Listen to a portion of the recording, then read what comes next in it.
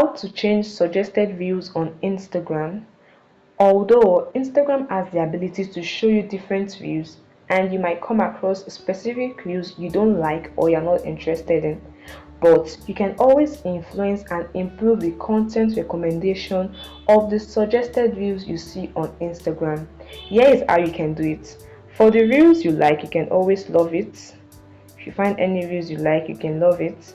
While for the ones you don't like, tap on the three dots below, tap on not interested, and you'll be given several options, either not to see views from this particular account, or you don't want to see posts with certain words in the views, or you just want to manage your content, or the post does not make you feel comfortable.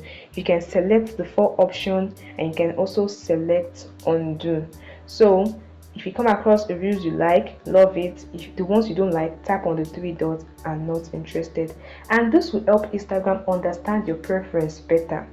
Additionally, other actions you can take to suggest views is to engage with content you like. Try to like and comment more on views you love and avoid the ones you don't like.